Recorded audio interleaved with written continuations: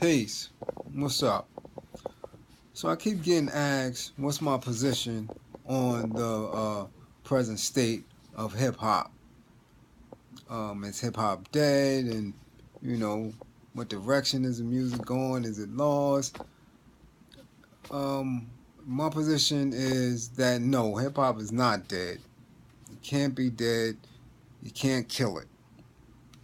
It's constantly re-energizing, recreating itself. There's always a lyricist, whether male or female, excuse me, that's always coming out. That's always nice or nicer than the rest of the bunch. You know, this is something that will constantly evolve since we created it. Because, see, I'm of that generation, you know, the generation where we literally got power from the street light out at the jams. You know what I'm saying? When we were too young really to be out there, but we was out there because that was us. That was all we had. You see, a lot of y'all don't know a world without hip hop. I do. You know what I'm saying? I remember when there was nothing else for us to listen to other than soul, R&B, disco, things of that nature. So when hip hop came through, it was constantly being called a fad. This is not just rhetoric or hearsay. They really told us it was garbage, it would never last, all type of shit. It wasn't music, but we forced the issue because it was us. You know what I'm saying? Giving the world our interpretation of us. So, it changes, it fluctuates. We always had commercial artists, it's like we always had an underground. This ain't nothing new. So when you critiquing these younger cats, when they coming out and y'all calling it mumble rap or crunk or trap or whatever you want to call it, and you try to distance yourself from it, you seem foolish to me because it's a reflection of what's going on in the streets. So to distance yourself from your youth, you just going to lose them. And that's what's going on right now. You know what I'm saying? People are not connected to that youth. So they don't understand the mumbles, but you need to understand the mumbles because in between that mumbles is life and death. These kids out there killing themselves. So if you want to be out there and you claim to conscious and know what needs to be done, you need to understand the mumbles. You need to understand what's coming out of that trap.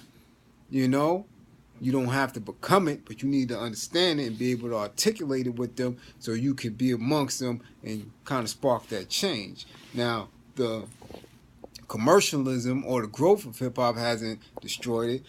Number one reason that hip-hop has been destroyed or the message has been destroyed is because there's no gods.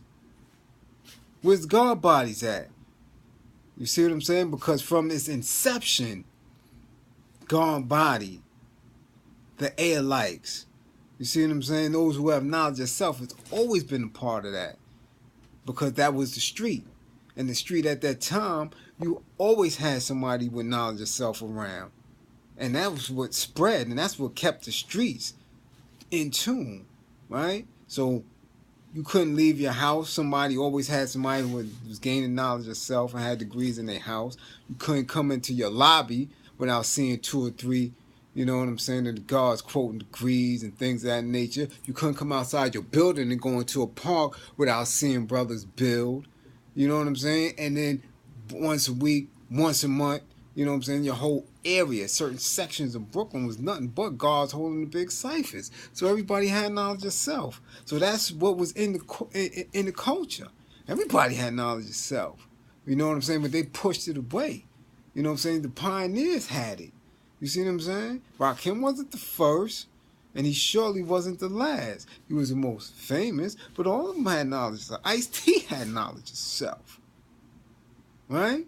Grand Poobah and them got knowledge of self. You know what I'm saying? Of course, Rakim the God, MC Shan had knowledge of self. Nas got knowledge of self. Right? Kane, KRS, all of them, these dudes had knowledge of self. Like Kim Shabazz. All of these was God bodies. What happened? You took them out of the equation. Once you take them out of the equation, of course, the music is garbage. And when did they start getting taken out of the equation? Source did an article in the mid-90s and had a round table. It wasn't such an article, but it was a round table, a discussion of the gods and their impact in hip-hop. And that was so powerful. And people reading that and wanting that knowledge of self. What happened? Somebody destroyed the move. And that was it. Now, if you could call it the Illuminati, whatever you want to call it, you know what I'm saying? But there are powerful forces in the industry that determine what type of music and what type of artist gets put out there on a mass scale. It can't stop but keep bubbling in the underground or from independence. So the guards got to be stronger now than ever before. More now than ever before to get it back. And that's first not by trying to attack and take over the industry, but getting back out in them streets and making sure people got knowledge of self and walking around with that and building on that. That's how you get your culture back. But until you do that, you won't be deaf, dumb, or blind, part of the lost found, and a mess. Because nobody is engaging in their duty to civilize the uncivilized. So now the uncivilized are mumbling and running amok, killing each other. So that's the problem with it. But the culture always going to grow. The culture always going to have that next MC that's going to set a new standard. Because that's just what it is. So ain't nothing wrong with it. Y'all just got to catch up and get knowledge of self and get wise. Right? And get mathematics up under your ass to bring it back to the foundation of where it's supposed to be. Right?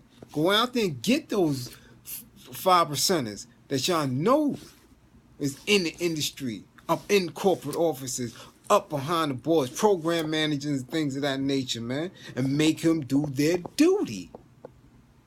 Peace.